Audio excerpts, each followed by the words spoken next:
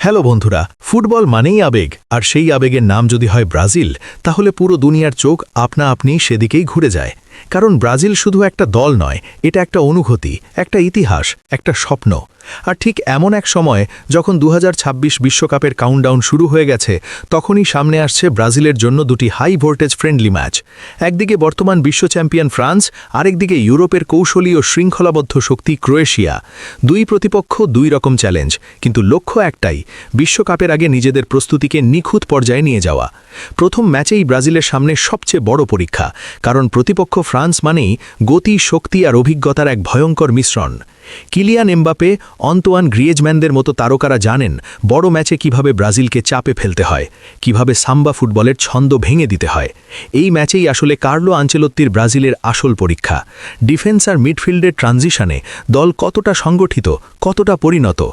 ধারণা করা হচ্ছে ফ্রান্সের বিপক্ষে ব্রাজিল নামতে পারে 4-2-3-1 ফরমেশনে, যেখানে মিডফিল্ডের ডাবল পিভট হিসেবে গুরুত্বপূর্ণ ভূমিকা পালন করতে পারেন ডাগলাস লুইস ও ব্রুনো গিমারায়েসের মতো খেলোয়াড়রা। সামনে আক্রমণে থাকবে গতি আর সৃজনশীলতার মিশ্রণ, কিন্তু মূল ফোকাস থাকবে ব্যালেন্সে, কারণ ফ্রান্সের মতো দলের বিপক্ষে সামান্য ভুল মানেই বড় শাস্তি। আনচেলত্তি ভালোভাবেই জানেন এখানে শুধু আক্রমণাত্মক হলেই চলবে না, রক্ষণেও থাকতে হবে কঠোর শৃঙ্খলা। তিনি চান এমন এক ব্রাজিল যারা শুধু চোখে আনন্দ দেয় না, বরং ফলাফলও এনে দেয়। এরপর দ্বিতীয় ম্যাচে প্রতিপক্ষ ক্রোয়েশিয়া। নামে হয়তো ফ্রান্সের মতো তারকাখচিত নয়, কিন্তু কৌশল, ম্যাচ রিডিং আর ট্যাকটিক্যাল ডিসিপ্লিনে তারা ভীষণ শক্তিশালী।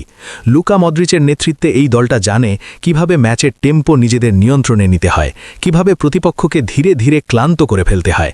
এই ম্যাচে হয়তো আনচেলত্তি আরও কিছুটা রোটেশন করতে পারেন, তরুণ খেলোয়াড়দের সুযোগ দিতে পারেন, এমনকি নতুন মুখদেরও আন্তর্জাতিক মঞ্চে পরীক্ষা করে দেখতে পারেন।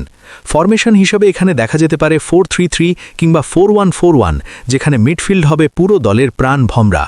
এই দুই ম্যাচে আসলে আনচেলত্তি স্পষ্ট করে দেখতে চান কারা চাপের মধ্যে সিদ্ধান্ত নিতে পারে, কারা শুধু স্কিল নয়, গেম সেন্স দিয়ে ম্যাচ জিততে পারে। কারণ তার পরিকল্পনায় ভবিষ্যতের ব্রাজিল মানে শুধু ড্রিবল আর ফ্লেয়ার নয়, বরং স্মার্ট ফুটবল, সঠিক পজিশনিং আর পরিস্থিতি অনুযায়ী খেলার ক্ষমতা। ফ্রান্সের আগুন আর ক্রোয়েশিয়ার কৌশল, এই দুই ভিন্ন ধাসের পরীক্ষাই ব্রাজিলের জন্য বিশ্বকাপের পথে প্রথম বড় ধাপ। এটা শুধু দুটি ফ্রেন্ডলি ম্যাচ নয়, বরং নতুন ব্রাজিলের রূপরেখা আঁকার শুরু। প্রশ্ন একটাই, ব্রাজিল কি আবার প্রমাণ করতে পারবে যে তারা শুধু অতীতের স্মৃতি নয়, ভবিষ্যতেরও দাবিদার? সাম্বা ম্যাজিক কি ফিরবে আরও পরিণত, আরও কার্যকর রূপে?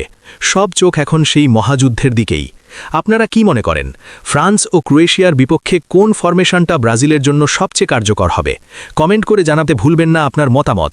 আর এমন আরও বিশ্লেষণধর্মী ফুটবল কন্টেন্ট পেতে অবশ্যই আমাদের চ্যানেলটি সাবস্ক্রাইব করুন, ভিডিওতে একটি লাইক দিয়ে পাশে থাকুন। সবাই ভালো থাকুন, সুস্থ থাকুন, ফুটবলের সাথেই থাকুন।